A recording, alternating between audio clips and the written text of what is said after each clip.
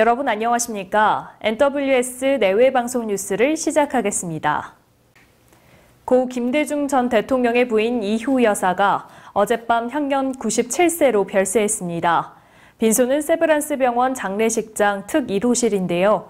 장례위원 측은 관계자는 이효 여사가 돌아가시기 전 직접 영정사진을 골라 놓으셨다고 말했습니다. 청와대 시절 흰 옷을 입고 환하게 웃으며 찍은 사진을 써달라고 주문하셨다고 합니다.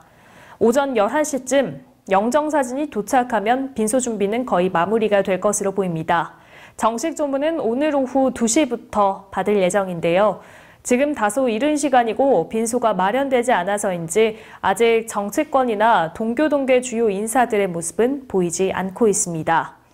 이 여사의 유지와 구체적 장례 일정은 잠시 후 김대주 평화센터 상임이사이자 국민의 정부 당시 문화부 장관을 지낸 김성재 이사가 직접 밝힐 예정입니다.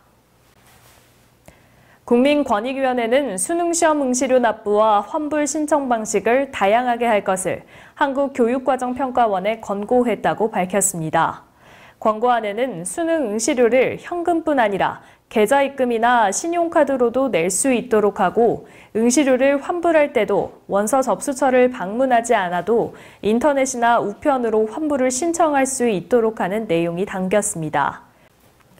수능시험 응시료는 4과목 이하일 때는 37,000원, 5개 과목은 42,000원, 6개 과목은 47,000원입니다.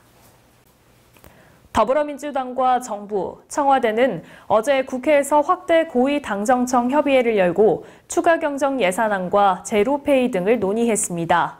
당정청은 국회 파행이 장기화되면서 48일째 묵혀있는 추경안 처리와 민생입법 처리 등에 대해 집중적으로 논의했습니다. 또 중소벤처기업부와 문화체육관광부가 함께 제로페이와 광주 세계수영선수권대회 등 현안에 대해서도 의견을 나눴습니다. 어제 회의에는 이해찬 대표와 이인영 원내대표 등 당 지도부와 이낙연 국무총리, 김수현 청와대 정책실장, 강기정 정무수석 등이 참석했습니다. 핀란드를 국빈 방문 중인 문재인 대통령은 어제 사울리스테 대통령과 정상회담을 갖고 스타트업 육성과 차세대 통신 등 신산업 분야 협력 기반 강화 방안을 논의했습니다. 두 정상은 헬싱키에 코리아 스타트업 센터를 설치하고 부산과 헬싱키를 잇는 직항 개설, 양국 천년 인재교류 프로그램 활성화 등을 협의하였고 관련 양해각서 서명을 했습니다. 문 대통령은 이어 북유럽의 최대 첨단 기술 허브인 오타니에미 산악역 단지를 방문하고 이어 니니스테 대통령이 주최하는 국빈 만찬에 참석할 계획입니다. 어제 새벽 서울 서초동 강남역 사거리 인근에서 삼성 해고 노동자가 사측의 복직 등을 요구하며 고공농성을 했습니다. 삼성 해고노동자 복직투쟁위원회는 어제 오전 5시부터 삼성 테크원 해고노동자 60살 김모 씨가 강남역 사거리 인근 20여 미터 높이의 교통관제탑에 올라가 복직과 노조활동 보장 등을 요구하며 농성을 벌였다고 밝혔습니다. 경찰과 소방당국은 교통관제탑 아래에 에어매트리스를 설치하고 구급차 등을 배치하는 등 만일의 사태에 대비했습니다. 앞서 지난 3일부터 김 씨는 삼성그룹 서초사옥 앞에서 삼성그룹 해고노동자 복직과 노동권 보장 등을 주장하며 단식 농성을 벌여온 바 있습니다.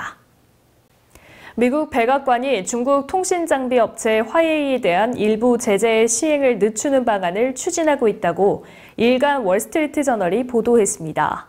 월스트리트 저널에 따르면 러셀 보우트 백악관 예산국장 대행은 연방정부 납품업체의 숫자가 급감할 수 있고 특히 화웨이 장비를 많이 사용하는 지방업체들의 타격이 갈 수 있다며 현행 2년인 법 시행 유예 기간을 4년으로 연장해달라고 마이크 펜스 부통령과 민주당 소속 낸시 펠로시 하원 의원 등에 요청했습니다. 앞서 미 상하원은 화웨이 등 중국 통신기업들의 기술을 이용하지 못하도록 제한하는 내용을 담은 2019 회계연도 국방수권 법안을 처리했고 도널드 트럼프 미국 대통령도 서명했습니다. 우정사업본부가 전국의 우체국에서 지난 5월부터 판매한 한국조폐공사의 골드바 매출이 한 달 만에 43억 원에 달하는 것으로 나타났습니다. 이는 조폐공사가 2014년부터 금융기관 등의 골드바 위탁 판매를 한 후 역대 최고 매출입니다. 우정사업본부는 최근 주식시장이 불안한 데다 주택 경기도 하강 국면에 접어들고 있기 때문에 골드바에 대한 수요가 늘어난 것으로 분석했습니다. 영화 기생충이 누적 관객 700만 명을 돌파하며 연일 흥행 가도를 달리고 있는 가운데 미국에서 드라마로 제작될 가능성이 제기됐습니다. 봉준호 감독은 최근 인터뷰에서 기생충의 드라마 제작 문의가 미국에서 들어온다며 각 캐릭터에 대해 풀어내지 못한 이야기를 할 수 있어 드라마로 구성되면 재미있을 것 같다고 말했는데요. 앞서 봉준호 감독의 영화 설국열차는 이미 미국에서 드라마로 제작 중입니다. 미국 연예 매체 버라이어티는 내년 첫 방송이 되기도 전에 벌써 시즌2 제작 계획이 나왔다며 뜨거운 현지 반응을 전해 기생충도 드라마로 재탄생할지 이목이 쏠립니다. 20세 이하 월드컵에서 36년 만에 4강 진출에 성공한 우리 대표팀의 경기 어떻게 보셨나요? 해외 언론들은 에이스 이강인 선수를 대회 최고 스타를 꼽고 있습니다. 침착하고 정확한 슛과 차원이 다른 침투 패스, 두둑한 배짱과 투재까지 그야말로 메시급 패스라는 표현이 잘 어울리는 경기력이었습니다. 이강인의 재능은 말 그대로 빛이 났는데요.